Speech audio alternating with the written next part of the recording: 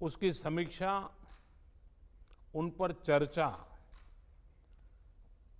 हमें आगे के लिए बहुत उपयोगी हो सकती है। आज की इस चर्चा में मुझे भी आपसे काफी कुछ जानने का अवसर मिलेगा, ग्राउंड रियलिटी क्या है उसको समझने का अवसर मिलेगा। आज की चर्चा के निकले पॉइंट्स, आपके सुझाव देश को आगे की रणनीति बनाने में अवश्य मदद करेंगे।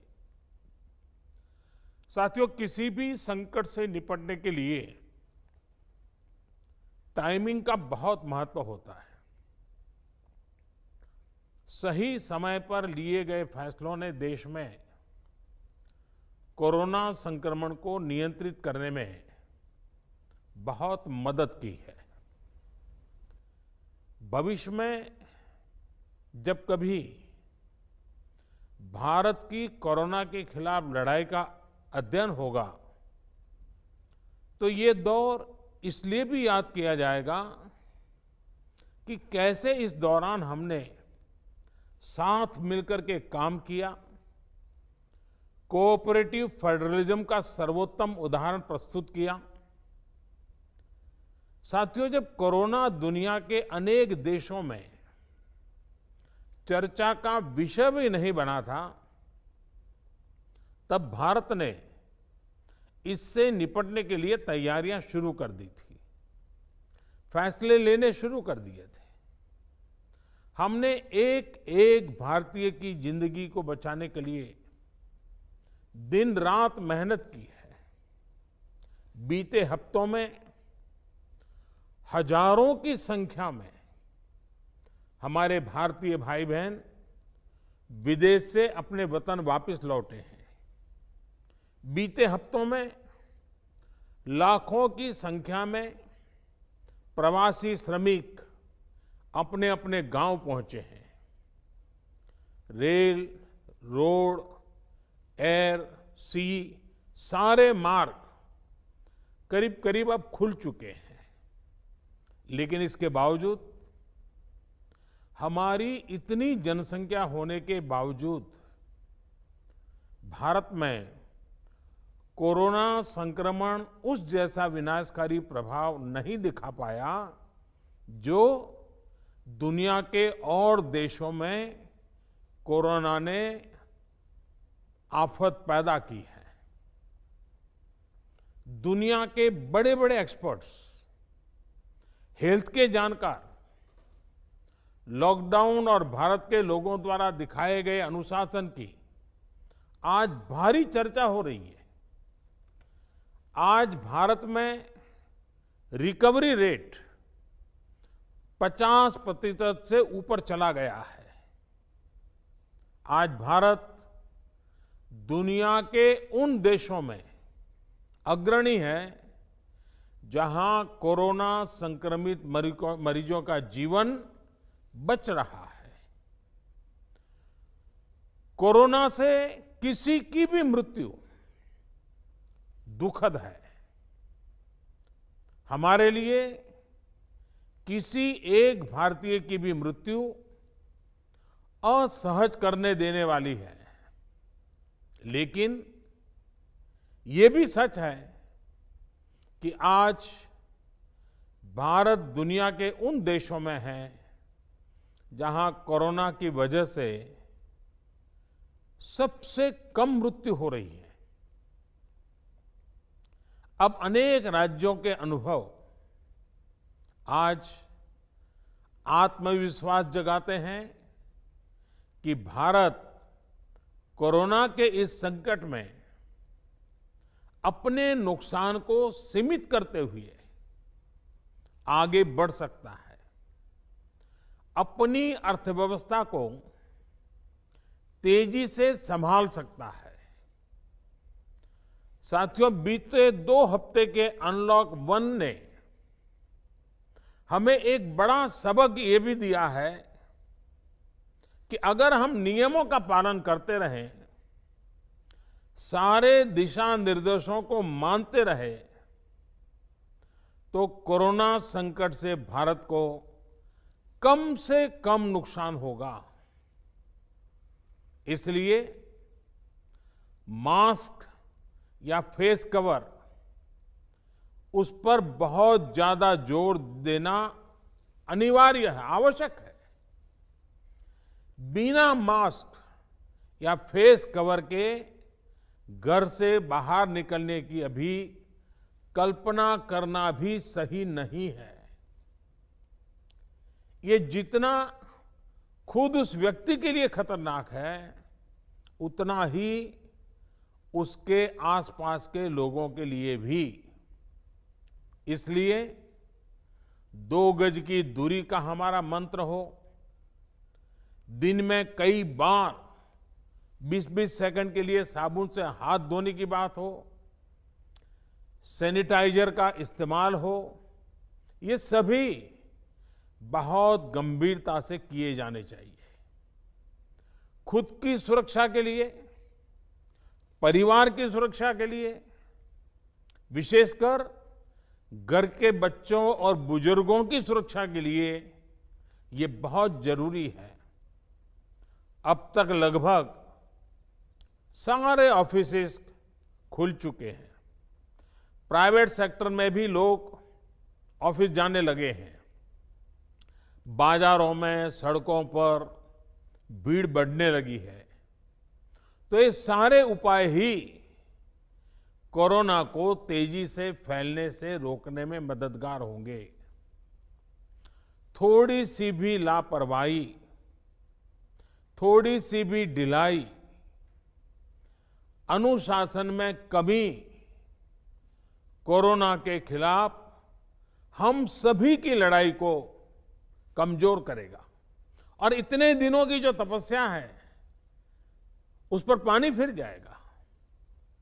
हमें इस बात का हमेशा ध्यान रखना है कि हम कोरोना को जितना रोक पाएंगे, उसका बढ़ना जितना रोक पाएंगे, उतना ही हमारी अर्थव्यवस्था खुलेगी, हमारे दफ्तर खुलेंगे, मार्केट खुलेंगे, ट्रांसपोर्ट के साधन खुलेंगे और उतने ही रोजगार के नए अवसर भी बनेंगे।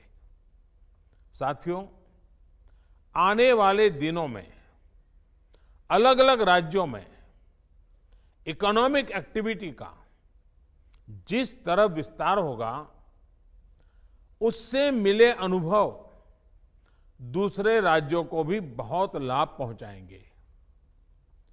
बीते कुछ हफ्तों के प्रयासों से हमारी अर्थव्यवस्था में ग्रीन शूट्स दिखने लगे हैं।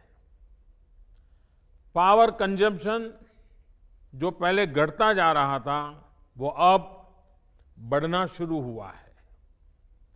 इस साल मई में फर्टिलाइजर की सेल बीते साल मई की अपेक्षा 2 गुनी हुई है। इस बार खरीफ की बुआई बीते साल की अपेक्षा करीब 12-13% ज्यादा हुई है। 2 व्हीलर्स का प्रोडक्शन लॉकडाउन से पहले के स्तर का करीब करीब 70% तक पहुंच चुका है। रिटेल में डिजिटल पेमेंट भी लॉकडाउन से पहले की स्थिति में पहुंच चुका है।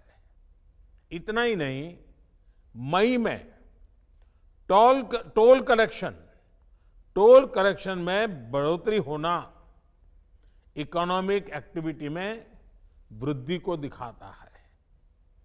लगातार 3 महीने तक एक्सपोर्ट में कमी के बाद जून में एक्सपोर्ट फिर से बाउंस बैक करके पिछले साल के प्री कोविड पीरियड में पहुंच गया है। ये तमाम संकेत है जो हमें प्रोत्साहित कर रहे हैं, आगे बढ़ने के लिए प्रेरित कर रहे हैं। साथियों, आप में से अधिकतर राज्यों में एग्रीकल्चर, हॉर्टिकल्चर, फिशरीज और एमएसएमईज का हिस्सा बहुत बड़ा है। आत्मनिर्भर भारत अभियान के तहत बीते कुछ दिनों से इन तमाम सेक्टर्स के लिए अनेक प्रावधान किए गए हैं। एमएसएमईज को सपोर्ट करने के लिए अनेक फैसले हाल में लिए गए हैं। समयबद्ध तरीके से एमएसएमईज को बैंक से क्रेडिट दिलाने का प्रयास हो रहा है। 100 करोड़ रुपए तक के टर्नओवर वाले उद्योगों को 20% अतिरिक्त क्रेडिट के ऑटोमेटिक इंक्रीज का लाभ दिया गया है। अगर हम बैंकर्स कमिटीज के माध्यम से ये सुनिश्चित करेंगे कि उद्योगों को तेजी से क्रेडिट मिले तो वो जल्द से जल्द काम शुरू कर पाएंगे, लोगों को रोजगार दे पाएंगे। साथियों, हमारे यहां जो स्मॉलर फैक्ट्रीज हैं, उन्हें गाइडेंस की, हैंड होल्डिंग की बड़ी जरूरत है। मुझे पता है आपके नेतृत्व में इस दिशा में काफी काम हो रहा है। ट्रेड और इंडस्ट्री अपनी पुरानी रफ्तार पकड़ सकें, इसके लिए वैल्यू चेंज पर भी हमें मिलकर काम करना होगा। राज्यों में जहां कहीं भी स्पेसिफिक इकोनॉमिक एक्टिविटी पॉइंट्स हैं, वहां 24 घंटे काम हो, सामानों की लोडिंग अनलोडिंग तेजी से हो, एक शहर से दूसरे शहर तक सामान जाने में स्थानीय स्तर पर किसी तरह की दिक्कत ना हो, तो इकोनॉमिक एक्टिविटी और तेजी से बढ़ेगी। साथियों, किसान के उत्पाद की मार्केटिंग के क्षेत्र में हाल में जो रिफॉर्म्स किए गए हैं, उससे भी किसानों को बहुत लाभ होगा। इससे किसानों को अपनी उपज बेचने के लिए नए विकल्प उपलब्ध होंगे, उनकी आय बढ़ेगी और खराब मौसम के कारण, स्टोरेज के अभाव के कारण उनको जो नुकसान होता था, उसे भी हम कम कर पाएंगे। जब किसान की आय बढ़ेगी तो निश्चित रूप से डिमांड भी बढ़ेगी और राज्य की अर्थव्यवस्था की गति भी बढ़ेगी। विशेष तौर पर नॉर्थ ईस्ट और हमारे आदिवासी इलाकों में फार्मिंग और हॉर्टिकल्चर, इसके लिए अनेक अवसर बनने वाले हैं।